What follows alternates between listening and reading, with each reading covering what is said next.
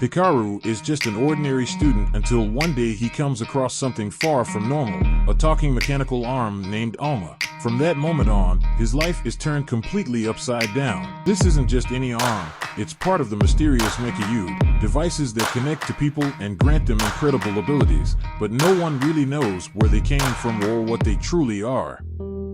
Hikaru is just a regular high school student, burdened by crippling social anxiety and no clue about what to do with his life. One morning, he wakes up early, drags himself out of bed, and heads to the train station, catching the first train to school. But something has been bothering him for a while. The night before, while cycling, he spotted a strange orange light in the sky and heard a voice calling out to him. Since then, he's been trying to figure out what happened, but hasn't found any clues. As he fiddles with his phone, he notices a pregnant woman standing in front of him, along with two elderly ladies giving him judgmental looks, clearly expecting him to give up his seat. Feeling the pressure to do the right thing, Hikaru stands up, ready to offer the seat to the woman. However, he hears a group of guys laughing at the back end, paranoid, thinks they're mocking him for being a goody two-shoes. Soon after, he realizes the laughter wasn't directed at him at all. Relieved that he wasn't the target, Hikaru relaxes a little. But while he was hesitating, the man next to him had already stood up and offered his seat to the woman. Now, Hikaru is left standing alone, embarrassed, and seriously considering getting off at the next stop. Suddenly, a few classmates board the train and spot him. With little choice, he joins them. As his friends start talking about their futures, Hikaru barely pays attention. His mind is still stuck on what happened the previous night. Curious, his friends ask what's on his mind, and Hikaru decides to tell them. He recalls hearing a voice late at night. When he opened the window to see where it was coming from, he noticed the area around the Kagami building was strangely illuminated. Intrigued, he grabbed his bike and rode up a hill for a closer look. What he didn't know at the time was that a major battle was taking place at the Kagami building, where a girl with robotic arms was trying to steal an orange cube. She tried to escape via the rooftop, but was surrounded by a private police force that recognized her as a Mecha Uda user. They tried to subdue her, but her mechanical arms made her hard to catch. When the police failed, they used specialized weapons to freeze her in place. Then, the head of the operation appeared and released a highly modified mechanical creature. The girl's arms reacted with fury to what the man had done. Without mercy, he grabbed the cube, intending to use it in future experiments.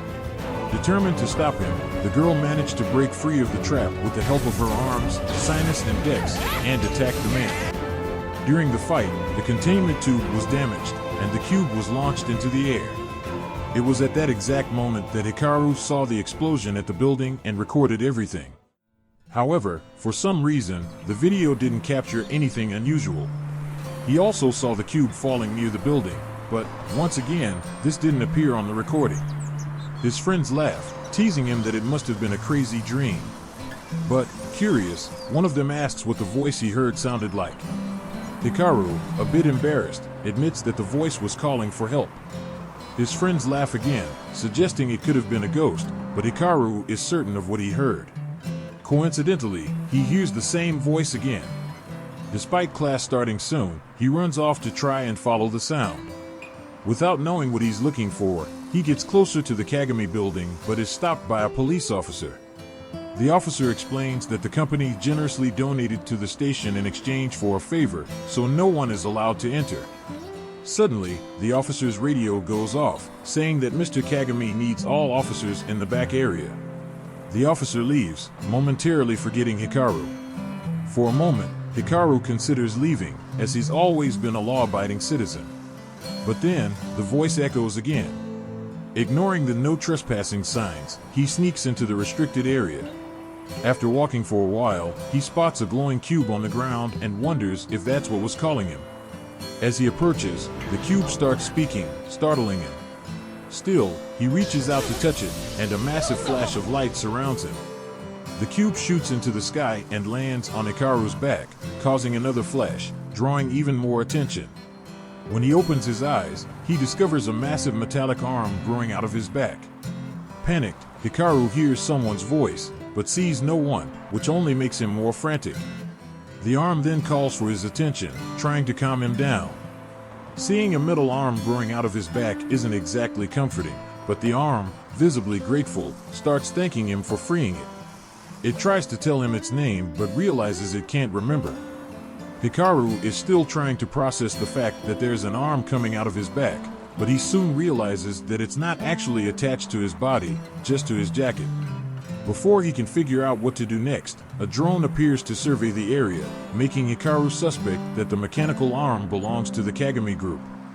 Not wanting any trouble, Hikaru begins to remove the jacket to return it, but the drone doesn't hesitate. It activates its circular saws and attacks him.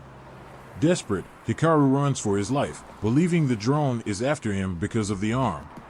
As he stumbles and tries to rid himself of the metallic appendage, he discovers that the drone is, in fact, trying to kill him. The arm then intervenes to protect him. Terrified by the near-death experience, Hikaru doesn't understand why the drone is targeting him and not the arm.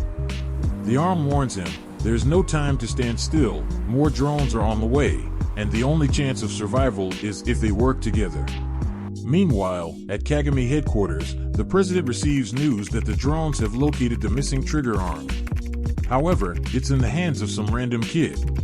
A superior asks if the boy has any connection to the organization of arms, but the investigation confirms that he merely found it by chance. Unconcerned about the boy's fate, the superior orders all available forces to set up a 2-kilometer perimeter to capture the arm at any cost. Back with Hikaru, he and the arm manage to hide from the drones. Relieved to be safe, Hikaru demands an explanation. What is this arm, and why is it being hunted? Unfortunately, the arm doesn't remember anything. Still, it knows that Hikaru is a kind person because he freed it. Normally, the arm wouldn't be able to move without Arbitrium, but with Hikaru, everything flows smoothly. Hikaru, trying to get out of this bizarre situation, decides he's going to abandon the arm along with his jacket since it can move on its own. However, the arm pleads not to be left behind, warning that the world outside isn't safe. In Hikaru's mind, the danger comes from being with the arm, so the best solution would be to get rid of it. But as he walks away, the arm starts to lose energy. Hikaru turns back and sees that it's almost collapsed. After a few tests, he confirms that the arm depends on his proximity to function. For better or worse, they are connected. Eventually, the drones find them again. This time, the arm decides to act on its own, grabbing the ground and dragging Hikaru away. From a nearby tower, Kagami's weapons developer watches the scene, disappointed by the trigger arm's poor performance but determined to recover it. He receives information that he's not the only one after the arm, meaning he'll have to deal with an old rival, Aki. Aki finally arrives at the area, following her informant's directions, which redirect her to the correct path. She decides to take a shortcut through an alley and temporarily disables her robotic arms to squeeze through the wall. As Hikaru, exhausted, struggles to keep running, the arm forces him to continue, draining his last bit of energy. Suddenly, Aki appears, throwing Hikaru to the ground and easily destroying the drones. She then turns to Hikaru and the arm, threatening to kill them if they don't comply. Dex, one of Aki's robotic arms, reminds her that her job is to protect them, not eliminate them. But before they can explain the situation, the weapons developer arrives, still bitter that Aki stole Alma, the trigger arm, from him. He promises to make her pay. With the distraction, Hikaru sees an opportunity to escape. Aki tries to follow him, but her Mecha Uda is too large to fit through the narrow alleys. Hikaru runs again, but he's already starting to regret getting involved in this. The arm, seeing Hikaru struggle, tells him to leave it behind. Those chasing them only want Alma, and if Hikaru abandons it, he should be safe. Even though the arm is right, Hikaru hesitates to leave it behind. He knows Alma can't move without him. When Aki finally defeats the weapons developer and catches up to them, she threatens them once again. Alma offers to cooperate, as long as Hikaru is freed, but Hikaru refuses. Even though he's reluctant, he can't abandon Alma now. Seeing that Hikaru won't back down, Aki prepares to fight. Hikaru isn't confident that he can win, but Alma encourages him. Together, they can defeat Aki, he just needs to move forward with confidence. Hikaru decides to trust Alma and charges at Aki.